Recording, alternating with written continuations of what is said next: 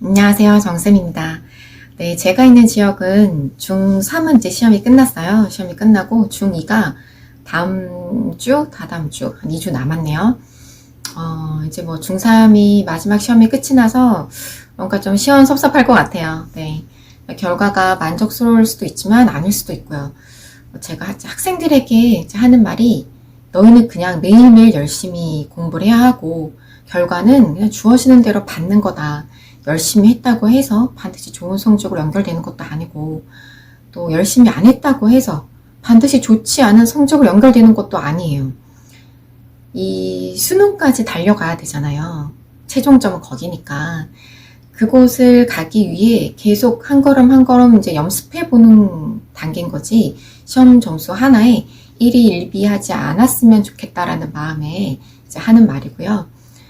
벌써 지치면 안 되잖아요. 자, 시험이 끝나고 나면 항상 이제 아이들에게 시험지를 꼭 들고 오라고 하는데요. 보통 시험지 끝나자마자 답지가 제공이 돼요. 그래서 바로 이제 채점을 하게 됩니다.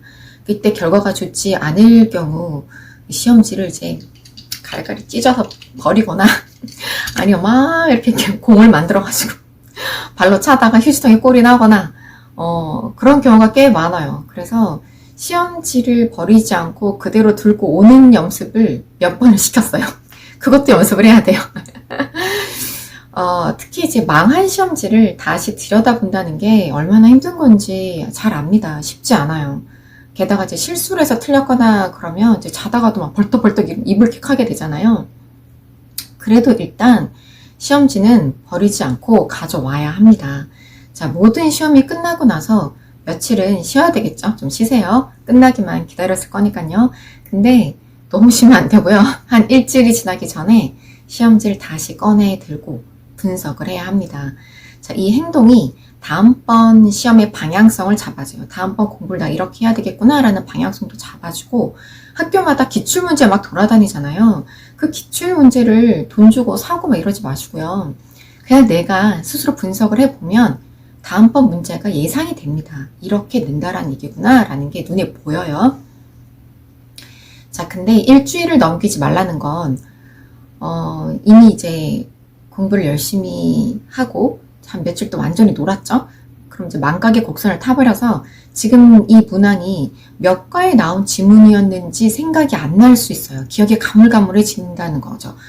그래서 기억이 가물가물해지기 전에 일단 시험지를 다시 꺼내 들고 분석을 해야 돼요. 자, 분석하는 법 한번 살펴보겠습니다.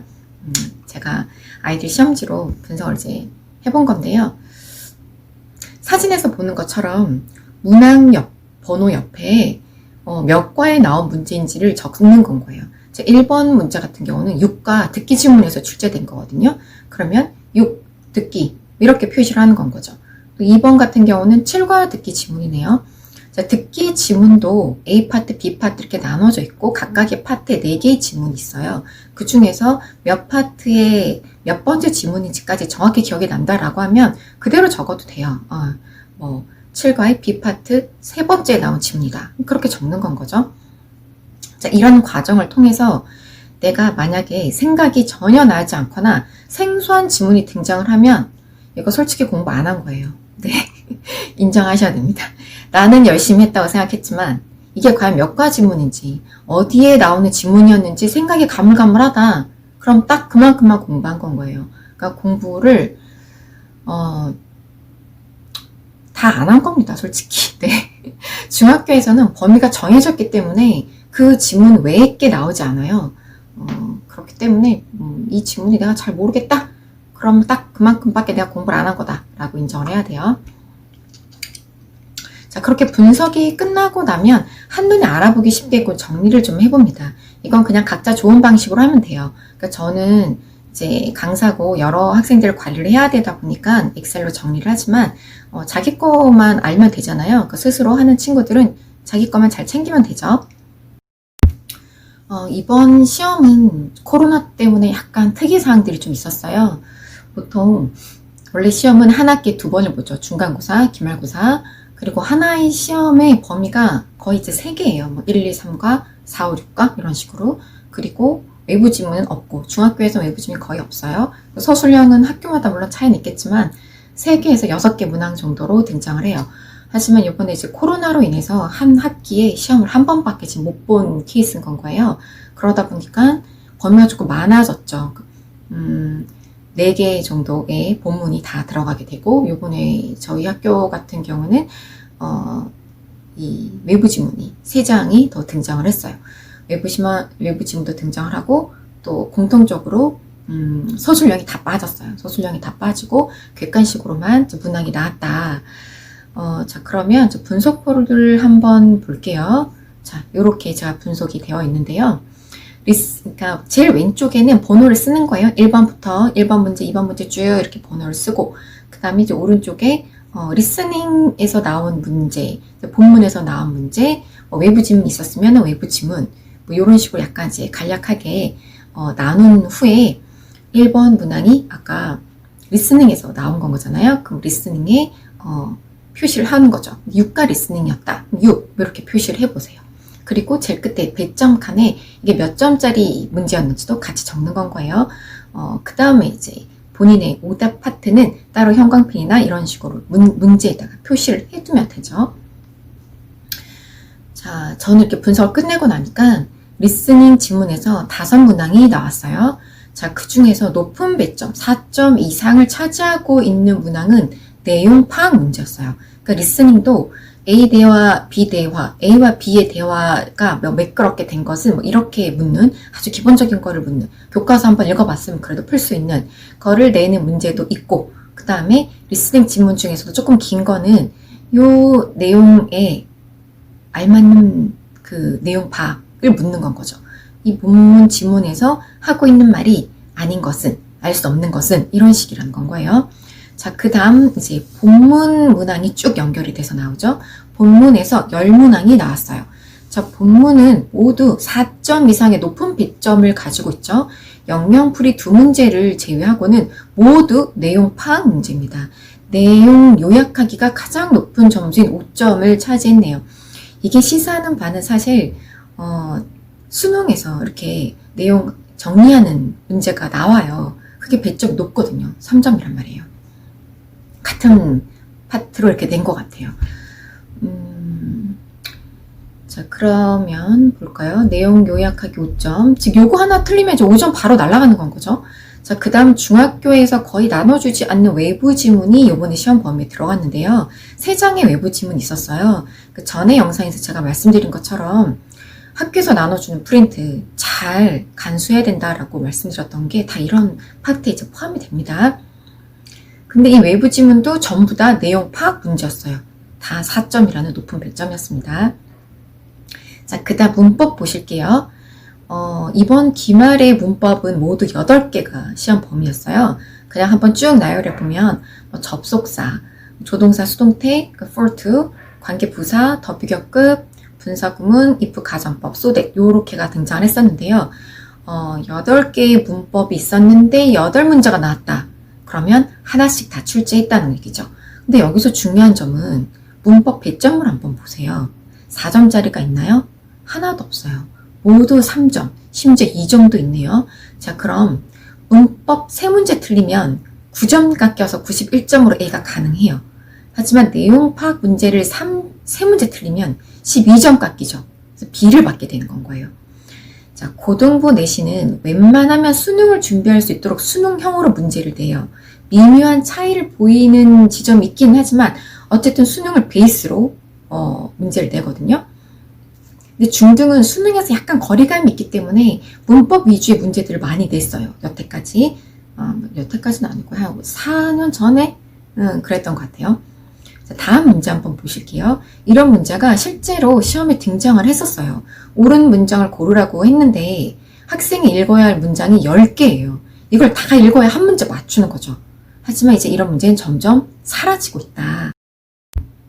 그래서 이렇게 시험지 분석을 한번 하고 나면 우리 학교 영어 선생님의 출제 방향과 출제 경향, 흐름, 왜 이런 문제를 내는가, 목적 이런 걸 좀 읽을 수가 있어요. 그리고 그게 꼭 우리 학교의 선생님뿐만 아니라 제 같은 경우는 여러 학교의 문제집을 다 보니까요. 전반적인 흐름이 그렇게 흘러간다는 건 거죠, 지금. 중학교 역시 고등부 모의고사를 대비할 수 있도록 독해 위주로 방향이 조금씩 바뀌고 있다는 건 거예요. 개인적으로는 바람직한 변화라고 보여져요. 만약 벼락치기를 해야 한다면 문법을 할 게 아니라 본문 내용을 처음부터 끝까지 한 줄 한 줄 다 해석해 보는 게 효율적이죠. 문제를 풀더라도 문법 문제집을 지금 풀 때가 아니라 본문 내용을 정확히 파악했는지를 물어보는 TNF라든지 이런 식의 문항들을 풀면서 내가 해석은 했는데 그래서 이 문제화 되어지는 지문을 읽을 때는 어떻게 문제를 꼬아서 나오는가 이런 것들을 이제 보는 건 거죠. 자, 그럼 문법은 필요 없느냐? 문법은 정확한 독해를 위해서 필요한 건 거예요. 재료인 거죠, 재료. 내가 이 문장을 지금 해석을 해야 되는데 막혀요. 근데 내가 알고 있는 to 부정사가 뭐뭐 하기 위해서라고 해석되는 거, 그거 한 가지밖에 모른다고 해봐요. 그러면 to 부정사가 쓰인 모든 문장을 그 학생은 뭐뭐 하기 위해서라고 다 해석을 해버리겠죠. 그런데 문법을 공부를 했더니 to 부정사의 명사조 용법도 있고 주어 자리에 위치하면 있는 이가로 해석이 돼야 되는 것도 배우고 이제 이런 것들을 이용을 해서 이런 재료들을 이용을 해서 독해에 적용을 해보는 건 거죠. 정확한 독해를 위해서 하는 건 거예요. 그런 쪽으로 응용을 하기 위해서 문법은 필요해요. 그래서 3,800이나 이런 문제집을 풀 때도 제가 전에 한번 말씀드린 것처럼 1페이지부터 끝페이지까지 쫙 다 풀어내겠다 이게 아니고 학교에서 배운 그 문법에 해당하는 파트를 들어가서 이렇게 쓰여지는 문법의 예문을 많이 보는 거예요.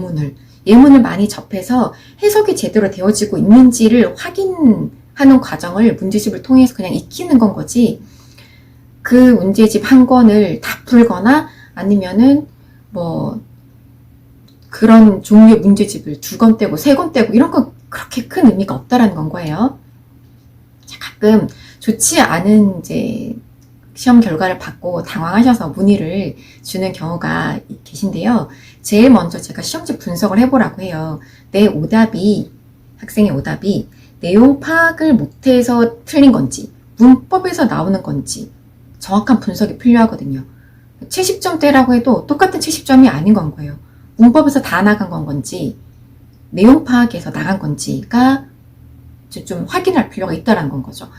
자, 그리고 또 시험지 분석의 좋은 점 중 하나가 본인의 실수를 좀 담담하게 볼 수 있게 해줍니다.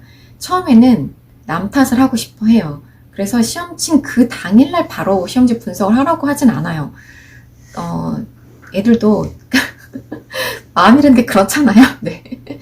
좀 그 시험지를 잘했든 못했든 좀 편안하게 다시 볼 수 있는 시간이 좀 흘러야 돼요. 한 3, 4일 정도 흐른 후에 일주일을 넘기지 마시고요.